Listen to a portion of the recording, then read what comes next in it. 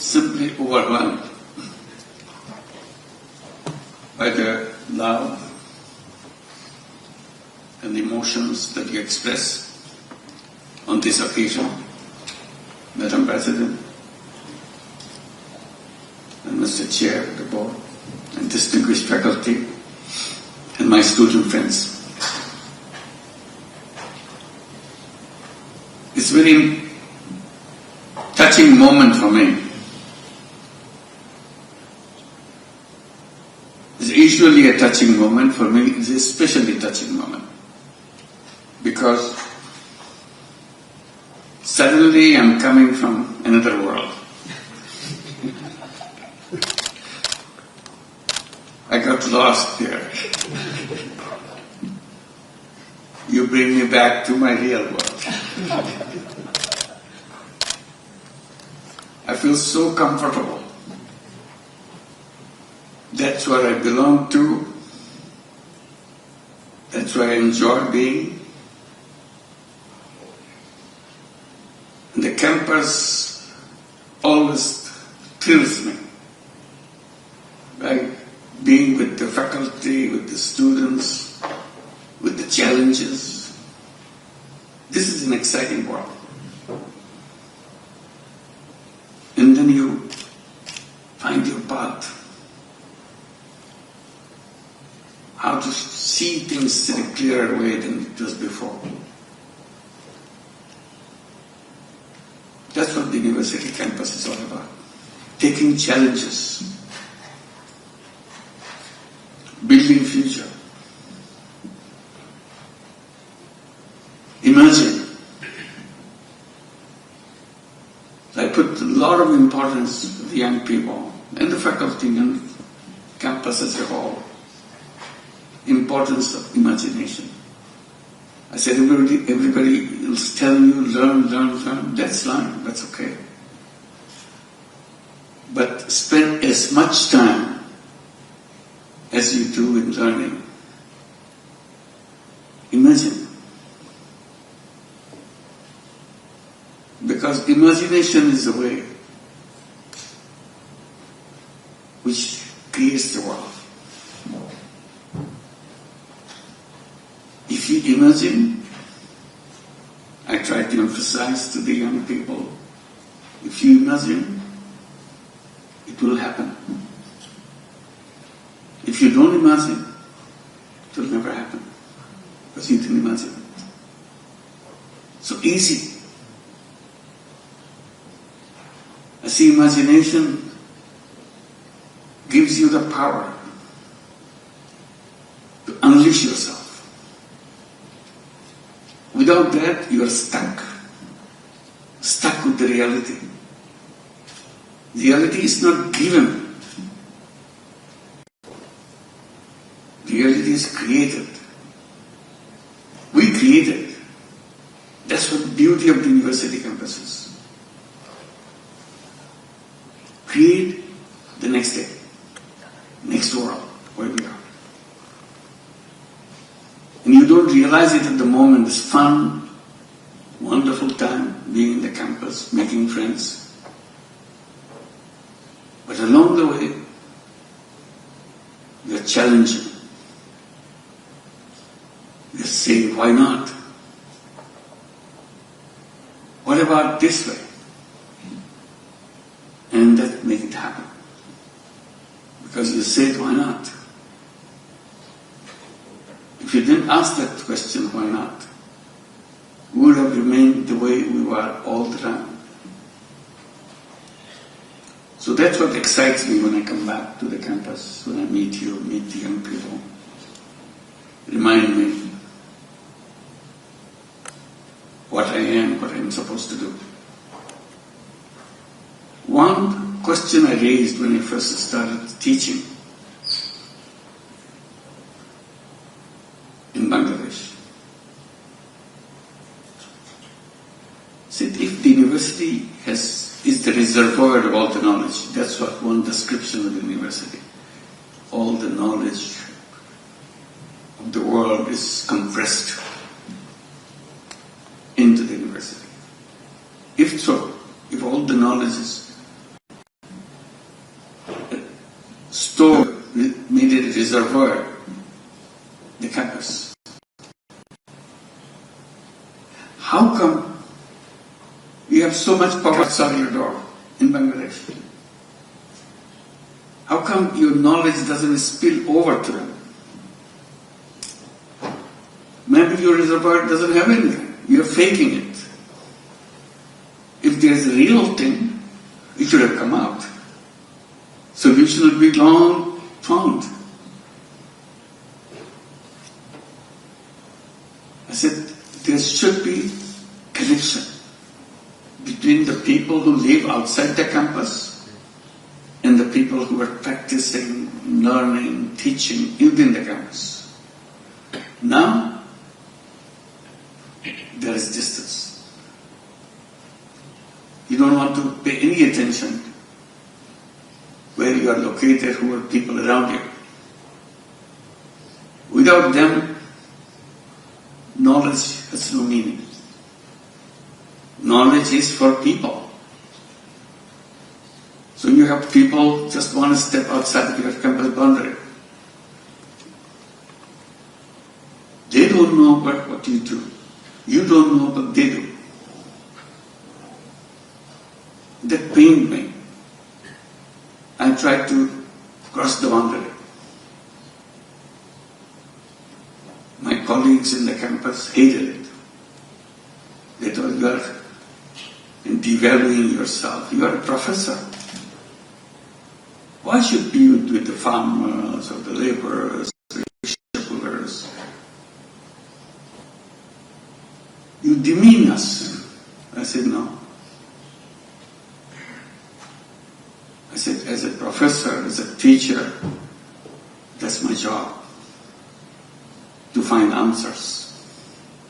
If I'm not finding answers, teaching is all in the book.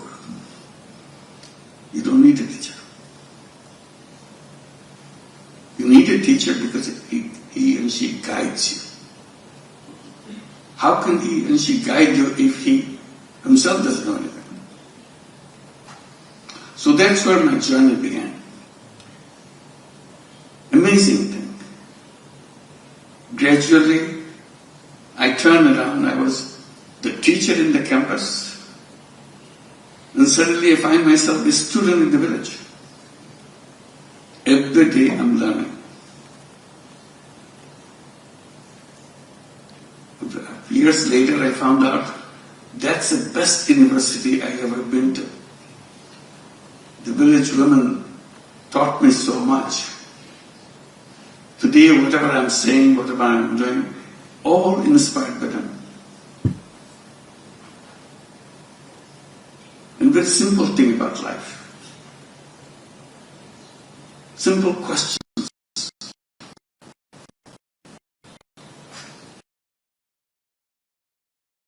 And first began with just giving tiny loans. I had no idea, no book tells me that I had to pay good. It's because of the necessity of the circumstances. Forced me to take action. Very innocent action.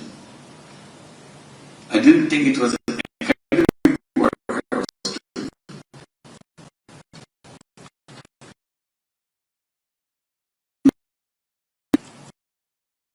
It challenged the whole banking system. I said, it's very funny. Banking system is designed in a way, the more you are rich, the more you have, the more you get. Suddenly I looked at it, I said, that doesn't look right. The principle should be other way. The less you have, more right you have to get the service. If you are the poorest, you get the highest priority, which is the reverse. And I started challenging that. Bank says, no, that's not the way it works. I said, I know it doesn't work, but it has to work. They said, it will never work. I said, it's working. And that voice I raised again and again. It took a long time to get the attention of the universities around the world. Universities are shielded away. They don't want to get into subjects which are not in the book. And I'm doing something which is not in the book. They think it's a non-academic subject. I say it's very much academic subject. It relates to people's life. If it relates to people's life, it relates to university. So that's the journey led by this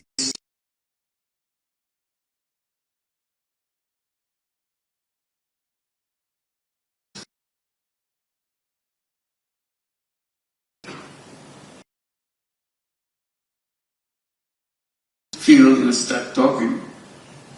The civilization that we have built today, that we are so proud of the civilization, civilization. I could say it's a wrong civilization. And it's a self-destructive civilization. This civilization will kill us. Oh, how can it be? Look at the prosperity. Look at the way we are conquering everything. We are conquering the world. Yes, but you will disappear. You cannot sustain yourself.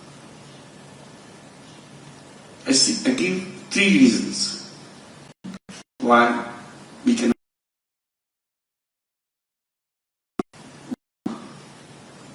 Environment. We agrees there's something wrong with us on the environment issue. I say it's not about something wrong. It's inching towards destroying everything that we have. If you just simply take one aspect of it, there are so many aspects. Waste. I said the way we are fast exploding with waste.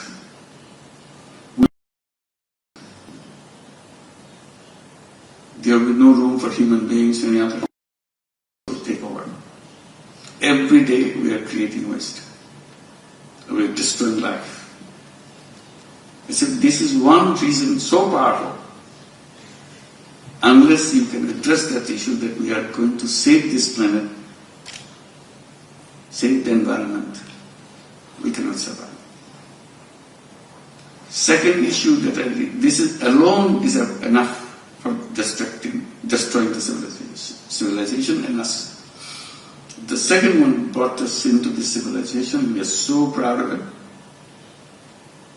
Wealth. Massive concentration of wealth. Wealth is fine. We are so proud of wealth every day. Where does and we are responsible. We are the people who design all the theories, all the things. We are responsible for this destruction.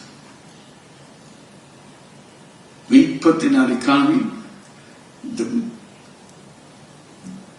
critical factor, critical element, maximization of profit. So everybody is trying to maximize profit. And in the principle of profit, the more profit you make, more powerful you get. And all the wealth start coming to you. And you double it, triple it, multiple it. People have less profit, no profit, they're so the continuous force of profit pushes you to get all the wealth to yourself. No matter which country, which economy you take, wealth is fast approaching the people at the top. So few people in the top, a few percentage of people in the top, they accumulate all the wealth the nation has. Very little is distributed down the line. Globally, if you think, total global wealth is in the hands of few people. You can count them in number, you know them. Death is not a tenable system. Simple. It will explode, it will destroy itself. Can we not do something? Of course we can do that if you think about it. Now that we are happy with this, we got our peace, we are happy with it. He got everything, okay, it's not. It's not.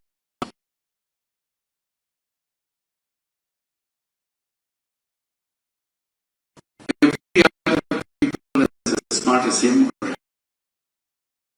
Once you get bigger, you get the biggest. You continue. That everywhere is not. So that again, wealth concentration will be creating chaos everywhere. And it will explode. We have no solution for that. Unless we come back to, can we address that? And the third one, which will kill, destroy the whole world, is unemployment. We talk about employment all the time, but work for unemployment. We design technology, powerful technology. Where you need 10 people, now we need 1 people. Where you need 100, we now can do it 2 of them. So what happens to people who are left out? Because technology is moving in that. Now you have the artificial intelligence. You are so happy. You practically don't need any people, so they are so proud. Is it a good news? You don't need any people? An artificial intelligence can design things on their own. I said, oh my God.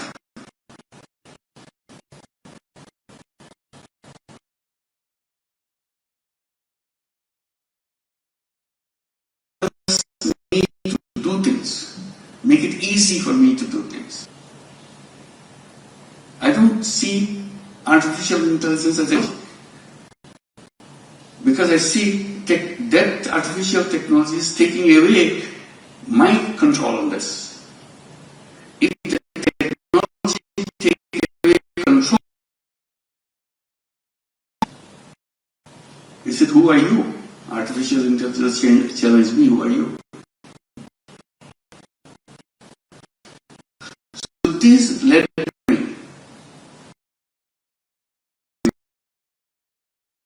130 clubs. Simple idea, we can practice it. Simple idea because we are saying in a personal way, each one of us is a 30 club. Each person make a commitment. I will not do anything which needs to use fossil fuels, plastic. So I'll stay away from it. All the things which damages the earth. I will not contribute to waste. If I have one shirt, I don't need another shirt. Because another shirt is waste. But here we created an economy, buy, fashion, throw away. So you have to counter. So I become a person to save the planet. No waste for me. I do not seek jobs because job takes away my creativity. So unemployment will turn into entrepreneurship. I'm not looking for employment. So unemployment doesn't mean anything to me. That's how I was born, as an entrepreneur. But the school taught me to learn so that I can get a good job. So my orientation is, if I don't get a job, I'm useless. I'm a failure. I said, that's not true. You are born as an entrepreneur, as a creative person. He said, essence of human being is creativity. If you don't have creativity, you are nothing. Every single person has creativity. But we are so focused on pushing it down. No creativity, just follow the orders. I said, we are not slaves. But our system turned us into slaves. The more obedient I am, more progress I make in my job. I said, the whole purpose of being human being is totally defeated.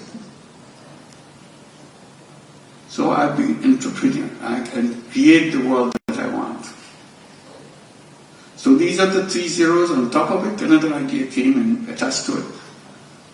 Business for profit maximization. I said, who said so? We'll create business for no profit at all, for no personal profit. Company, business will make profit, but profit will stay with the business, not with the owner. Why I create that? I create business for solution of problems, for a purpose, not for making money. Only purpose in business today is making money. I said, no, that's not what it is. Business is a wonderful tool. But the question is, what do you use it for? You are using it for personal gain. They explained it away by saying, you know what? That's the way human beings are. They are selfish. They want to make money. That's why you have to build a system based on selfishness. Because that's the unique quality of human being, is selfish. I said, you misunderstood human being. Human beings are selfish and selfless. But you cut off the selfless part. You keep only the selfish part. You build the whole world on the basis of selfish part and create a wrong world. If you address it as a human being, selfish and selfless, you would have 2 kinds of business. One is a selfish business, and another is a selfless business. And we encourage to create selfless businesses. Japanese young people love that. Many created big companies now. What we call social business.